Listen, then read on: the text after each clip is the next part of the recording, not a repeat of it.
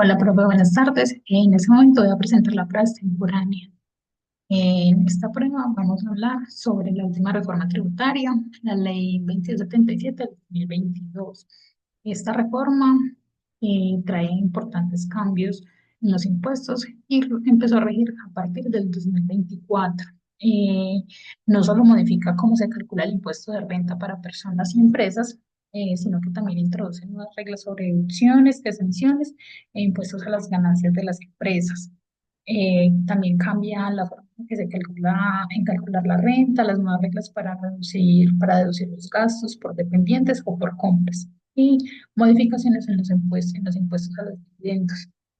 Con esta nueva reforma, la DIAN tendrá más herramientas para controlar los gastos deducibles y que las pensiones del exterior tendrán un tratamiento también diferente. En relación con la contabilidad de costos, es evidente que cuando pensamos, digamos, cómo en las reglas tributarias pueden afectar la rentabilidad de una empresa y cómo se deben planificar los gastos para optimizar el pago de los impuestos. Eh, esta nueva reforma tiene, en lo que investigué y leí, pues saqué como unos puntos claves. Esta ley 2277 del 2022 modifica la renta líquida gravable, que ahora incluirá la suma de diversas categorías de rentas para el cálculo del impuesto de renta. También establece que la DIAN podrá estimar topes indicativos de costos y gastos deducibles en un 60% del ingreso bruto para la cédula en general.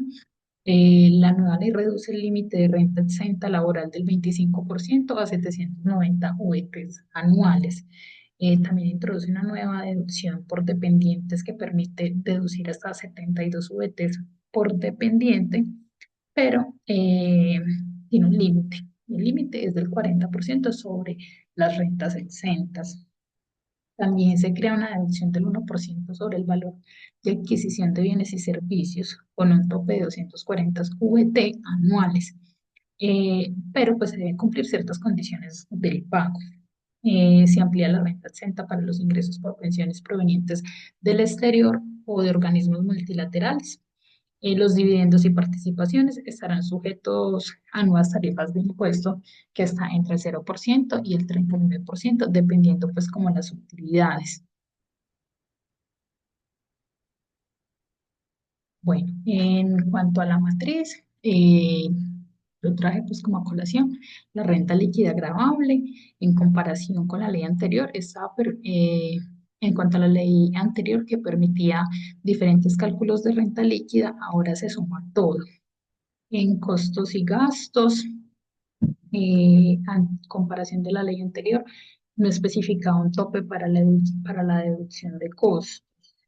Mm, En renta exenta laboral, antes se podía deducir un 25% del ingreso, ahora se limita a 790 fuentes. Deducciones por dependientes, que este aplica para los contribuyentes con, que tengan pues dependientes, se debe certificar, no puede ser una persona, debe ser pues los dependientes deben ser menores de 18 años o si son mayores a 18 años, debe estar en situación de dependencia por factores físicos o psicológicos, pero pues debe ser certificado.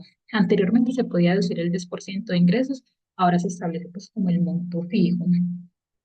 En deducciones por bienes y servicios, antes no había deducción por bienes y servicios, ahora se permite pues digamos como un porcentaje.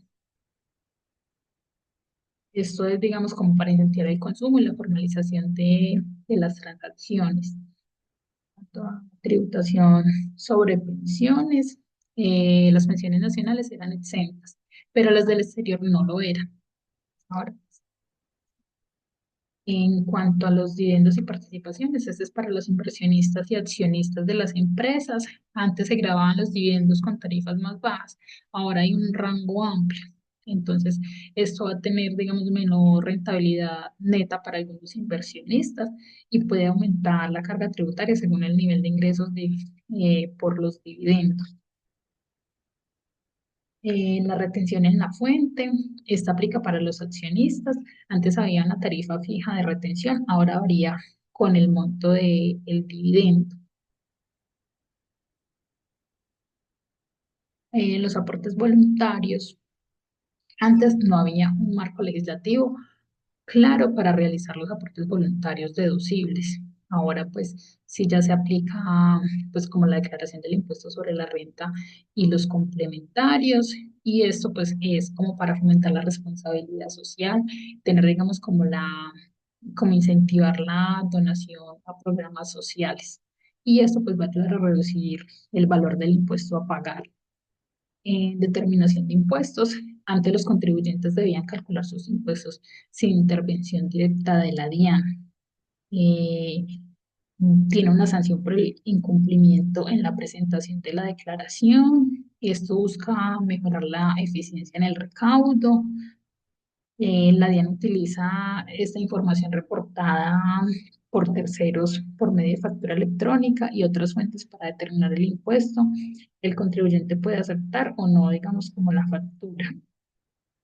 En sobretasa, anteriormente no existía, digamos, las sobretasas específicas para estos sectores. Este aplica, digamos, para sociedades nacionales o similares, los establecimientos permanentes de entidades del exterior y las personas jurídicas extranjeras con o sin residencia en el país que desarrollan actividades de extracción de hulla, carbón, petróleo y generación de energía eléctrica a través de recursos como históricos. Esto lo hacen para aumentar el recaudo de sectores con alta capacidad de contribución, pues van a aportar más a los impuestos. En los formatos eh, 2516 y 2517. En el 2516, este formato nos muestra las diferencias entre la utilidad que la empresa reporta en sus estados financieros y la utilidad que se usa para calcular el impuesto de renta. Este formato va más al detalle. El 2517 nos muestra específicamente cuáles son los ingresos, costos y gastos que hacen que haya diferencia entre la utilidad contable y la renta líquida.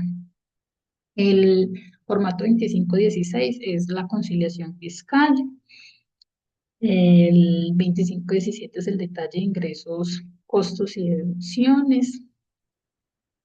Eh, Están obligados a estos formatos están obligados a presentarlos empresas y personas que deben llevar contabilidad según las normas colombianas y que al mismo tiempo son contribuyentes del impuesto de rentas.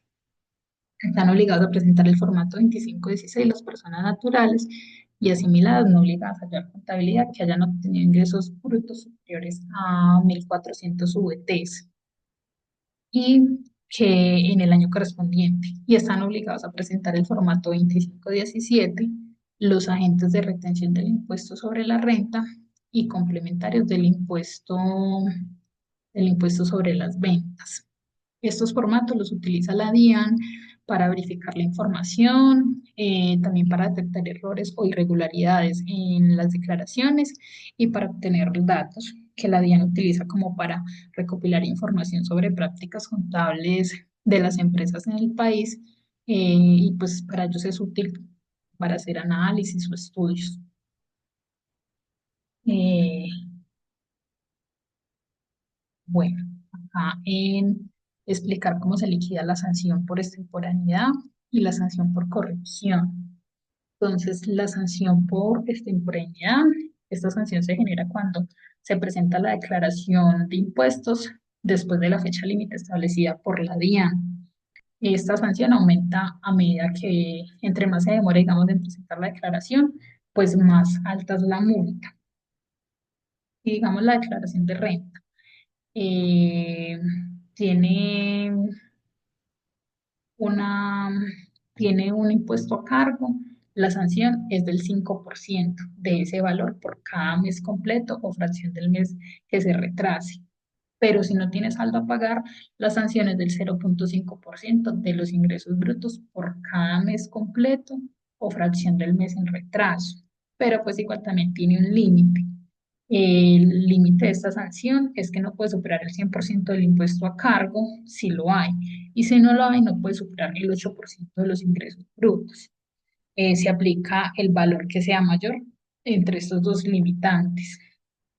Y para la sanción de corrección, esta se aplica cuando identifica, digamos, cuando uno identifica errores en la declaración de impuestos, ya sea de forma voluntaria porque lo por requerimiento de la DIAN, entonces se corrige.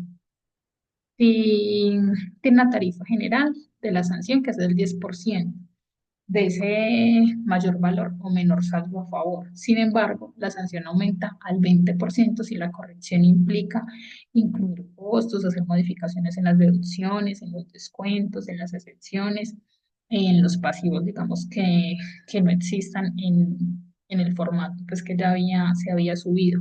Si tiene que aumentar el valor de los costos de las deducciones, de los descuentos, de las exenciones, de los pasivos, que ya se había declarado, pero no se tiene justificación, pues también va a tener ese, ese, esa sanción. Y así, profe. Muchas gracias.